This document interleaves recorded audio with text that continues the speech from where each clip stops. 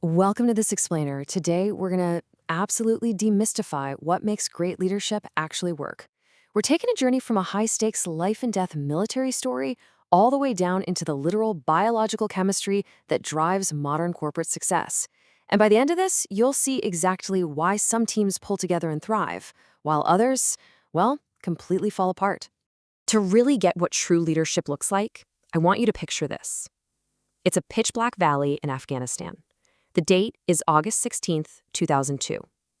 Thick clouds are totally blocking out the moon and the stars. Deep down in that valley, 22 special operations troops are pinned down by massive enemy fire. They desperately need air support. Now, high above those clouds, Captain Mike Drowley, an A-10 Warthog pilot who goes by the call sign Johnny Bravo, is flying completely blind. He can't see the troops at all, but he can hear the absolute anxiety in their voices over the radio. He knows they're in severe danger.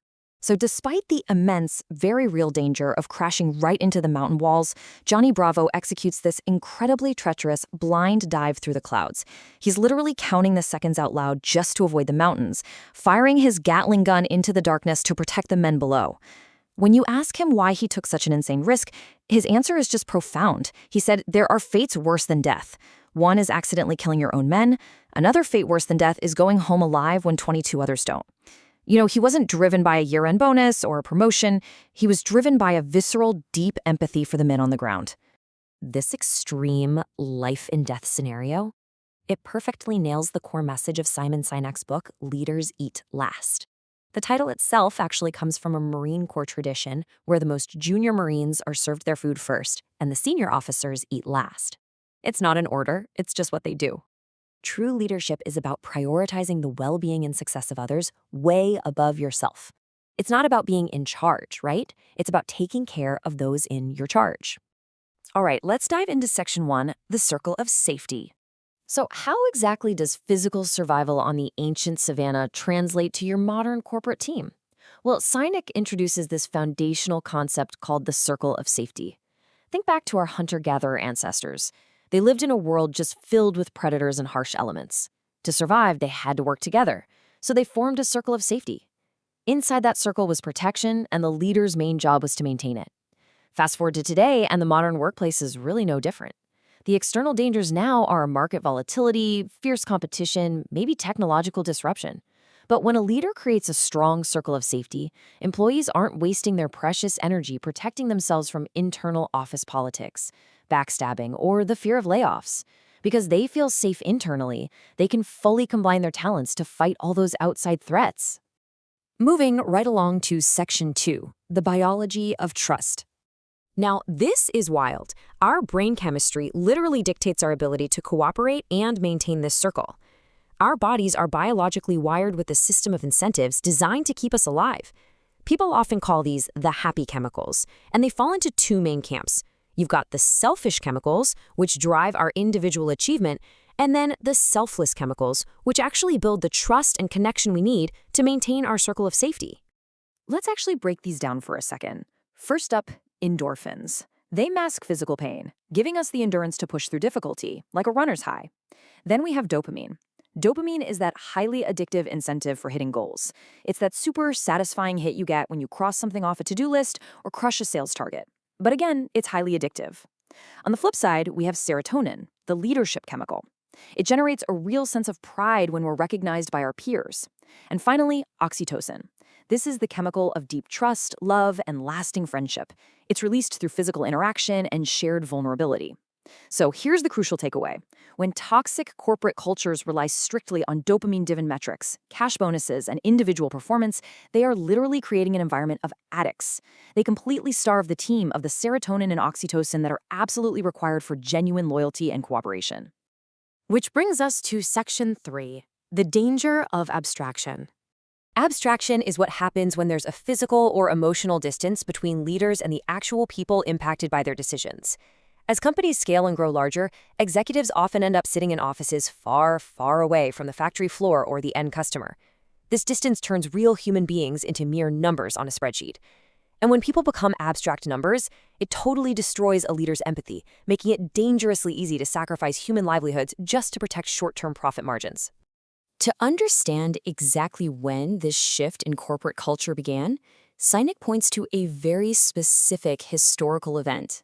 In August 1981, President Ronald Reagan fired 11,359 striking air traffic controllers. Now, looking at this impartially through the lens of Sinek's analysis, this was a massive pivot. The mass firing, while certainly guarding against short-term economic disruption, set a lasting corporate precedent. It signaled that it was suddenly acceptable to treat workers as disposable commodities rather than actual people. It placed commerce above human security and, frankly, weakened the circle of safety across American business. So, I want you to honestly ask yourself about your own workplace right now. When you look at your daily tasks, are you managing metrics or are you actually leading people?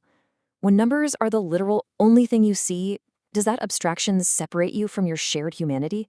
Because when we lose that connection, the results can be just devastating. Sinek backs up how dangerous this is with the famous Stanley Milgram experiment from the 1960s.